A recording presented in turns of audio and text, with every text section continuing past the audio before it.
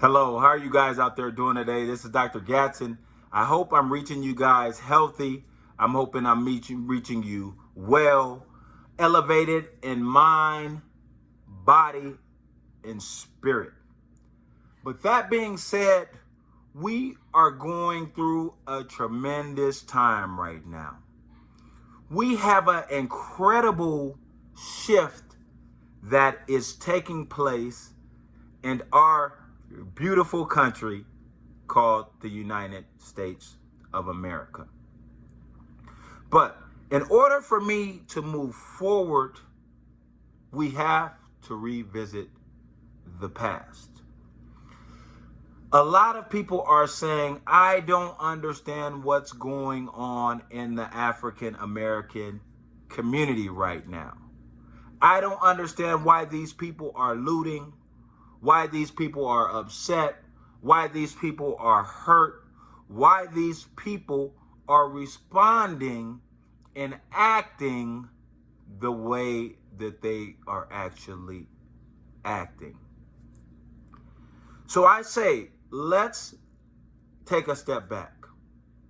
Let's look at the history of this nation, and let's look at how it began and how black people, African Americans, Africans back then, were brought to this country in servitude to do the work, not get paid, get brutalized, traumatized, murdered, and what most people say in today's time, dealt with if they did not do or say what the power structure said.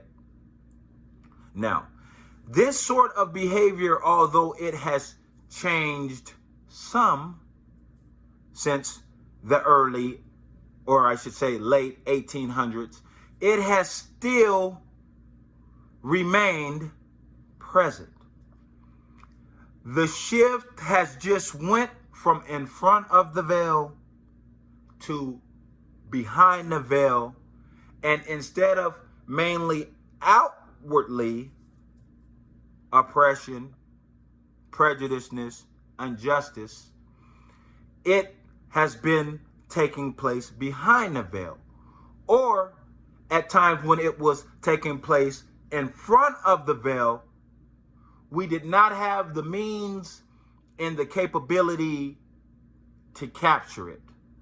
But now with technology, we have the means and the capability of capturing it and giving support and validity to what the African American and minority communities have been saying has been taking place since we moved from the civil rights movement past Jim Crow and into the present. So why is everybody upset in the African American community? Why are they out there looting in some instances? Why are people rioting in some instances? And why are some people simply protesting? Let's take a step back a couple of years ago with this movement where African American people were trying to bring light to the injustices that were happening to African American black males in the United States. If we look back, all of the protests were nonviolent. The message was clear that we needed all Americans, regardless of your color, your race, your creed, your sexuality, to come together to stop this ill once and for all that has always plagued all of the American people. Because what one person suffers from ultimately affects the entire nation. So I came and I talked to you guys several years ago about Kaepernick and how he had taken a knee just to simply send a message to ask the world, to ask the United States, to ask his teammates, to ask the NFL to support in this matter of understanding that all lives matter and all people are created equally according to the Constitution and the Bill of Rights of America. And in doing so, he was ridiculed, he was shot down, and we all know how the story went, where he still did not get employment in the NFL. And even to the point where they made up some trumped up workout to say that they actually gave him a chance, when we know that that wasn't the case. It's the same thing that has been happening systematically in this country with people of color since the Emancipation Proclamation. But okay, let's move forward now. What is going on in the African American community? What is going on from a psychological standpoint is when you have a history of trauma that has taken place, you have what continues to circulate is the grief and loss process. And in the stages of grief and loss, there are 5 stages typically. You have denial, you have depression, you have bargaining, you have anger, and you have acceptance. And what is going on is that these stages can run in any sequence. They do not necessarily have to follow one after the other. I think that with African American and Black people being so diverse, coming from different locations throughout the United States, having different socio-economic statuses, having and feeling maybe that they have different rights afforded to them based on where they actually live in the country, actually had put us, and when I say us, I'm talking Black African American people, in a state of denial for some people. For some people, it was easier to deny that some of the prejudice did not exist, some of the racism was not still present, in order to actually deal with it. For those of you that aren't familiar psychologically, denial is the number one go-to defense mechanism. It is the one thing that allows people to go through a traumatic event and be over or able to somehow continue to exist and survive, not thrive, but survive and live after going through that event. I believe as Black people, that's what has been going on as a nation. It's been that denial piece, not the denial of that prejudice did not exist, and that racism did not exist, and that oppression did not exist, but maybe at some times that it was not at the level that it is actually at. And sometimes the stories when people said certain things were taking place, were either hushed, even in the black communities, they were quiet down, or they were looked at as an isolated incident and taboo to even talk about. But now, with the technology that is taking place and some of the things that are happening, we have gotten to the point as a nation where we are starting to notice that these things that the African American community and minority communities have been saying that they've been going through are actually real.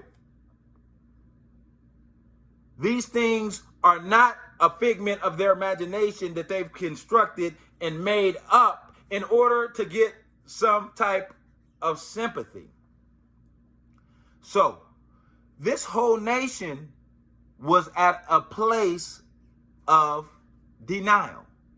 And that denial just made it easy for us to continue to keep things moving and going in a certain way of status quo. So then, what happens when you finally realized and you finally come out of that place of denial that you have been resting, that you have been sleeping, and that you have been in? And now your eyes are wide open. Depression, right? How did we get here? How did we allow this to happen? Why haven't we changed? Look how many years have passed and this same system continues to perpetuate itself and continues to have a strong hold on our nation. And that's when that depression sets in, right? And we all know with depression, psychologically, we have a sense of helplessness and a sense of hopelessness.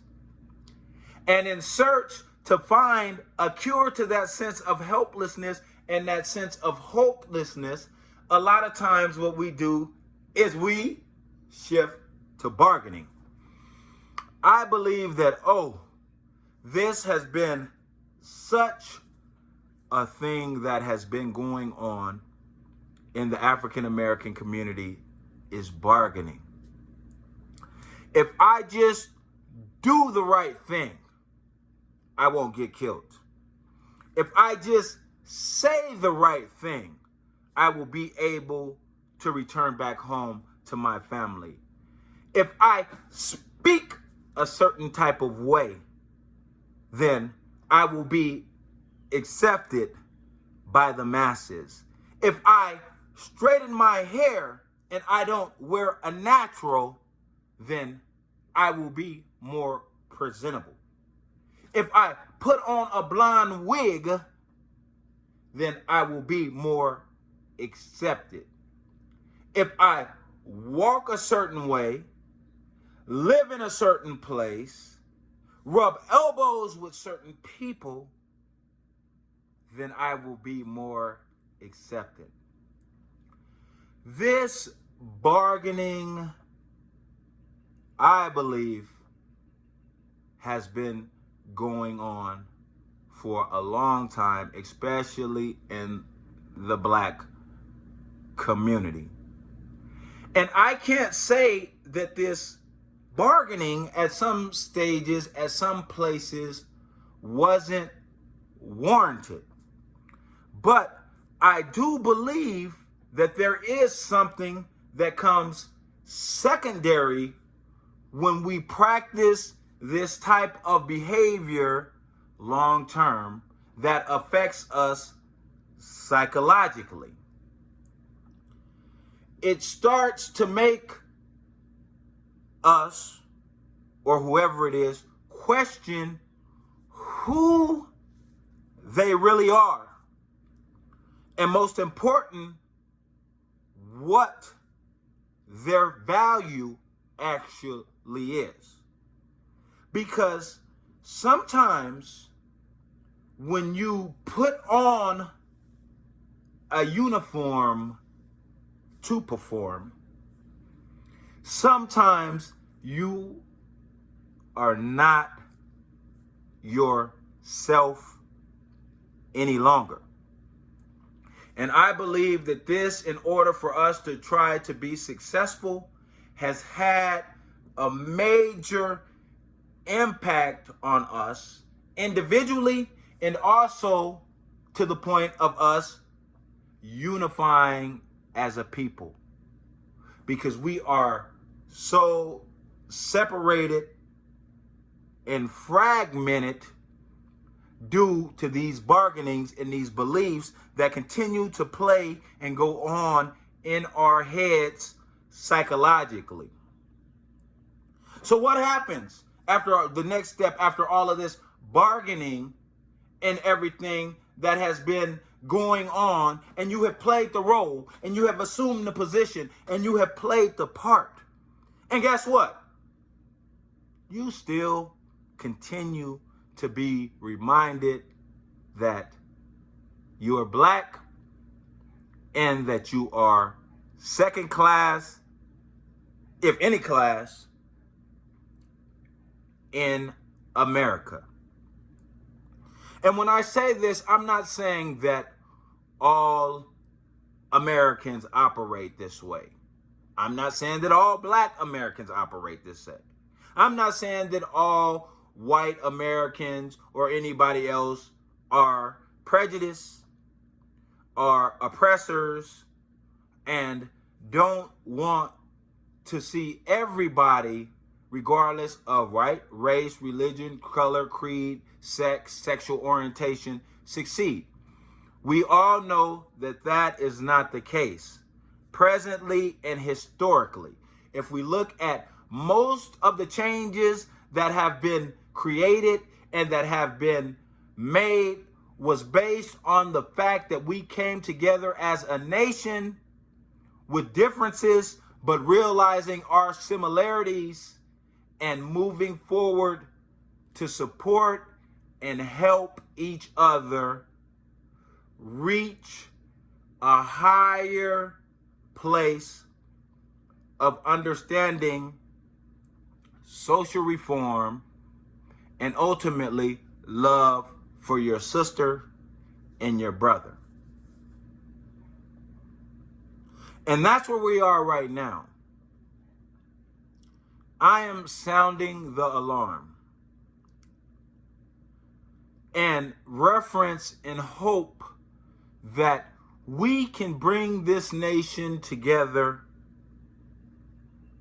all of us, regardless of where you come from, regardless of the language that you speak, regardless of the color of your skin, regardless of your sexual orientation, regardless of your sex, regardless of your socioeconomic status, and so forth. But I do want to shine some light psychologically so that the African American community and also other people in other communities can get a better understanding of what is possibly going on in the psyche of Black African American people in this country and possibly throughout the world at this particular moment. And the last stage that I want to talk to you guys about in the grief and loss is the acceptance. Why are people upset right now? Why are they rioting? Why are they burning things? Because it's the acceptance part.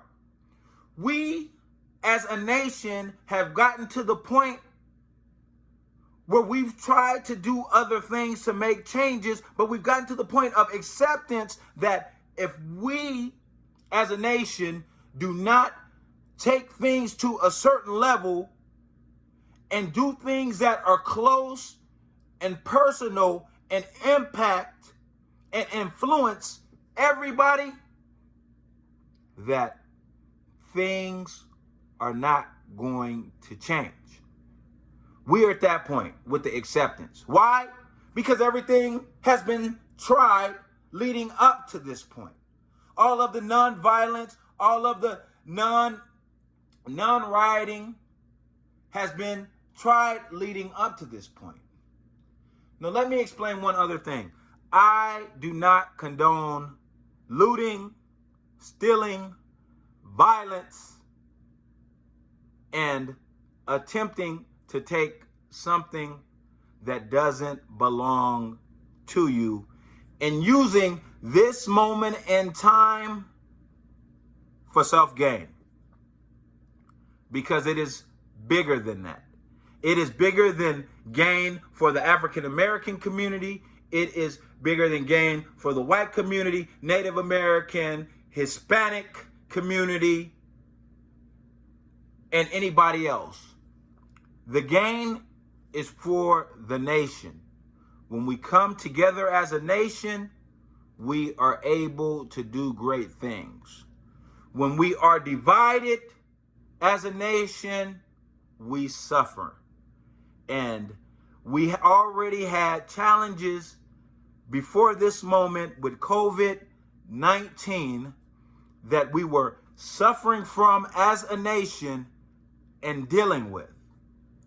So this is a cry from me to you, for you to extend and continue to do the things that resonate close to your heart, in your heart, in order to bring us together as a nation. And that doesn't necessarily mean return back to your homes and stop marching, but it does mean do not riot and do not steal, take, and deceive others for self-gain. So again, let me recap for you what I believe has taken place in our society and has gotten to this point and continues to cycle based on the trauma that we've experienced as a Black African American community. The first thing was, of course, denial. Denying that things are going to get better, things are better, or things aren't as bad as they are and they are changing. That denial piece, right? Then the depression piece. I did all the right things. I've made all the right choices, and things are still not afforded to me because I walk a certain way, I talk a certain way, and I come from and have a certain ethnicity to me. Then it's the bargaining piece.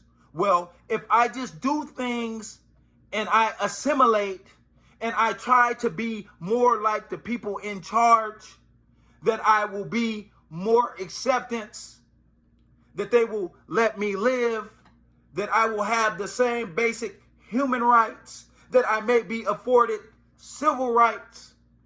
And then what happens is that doesn't come to pass. So following that is the anger. I've made all these choices.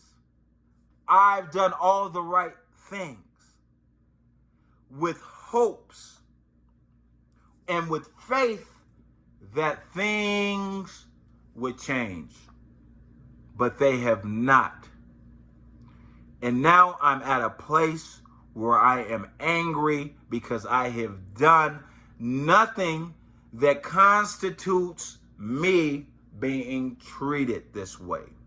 The worst thing you can ever do to a person is put them in a place where they feel helpless and hopeless.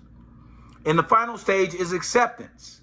It may not be the acceptance in the way that you would think of acceptance, where, okay, well, this is the way that it's been, this is the way that it's always going to be, and I'm just going to accept it. No, the acceptance that I'm talking about is that America is not going to change unless I do something, we do something to change America.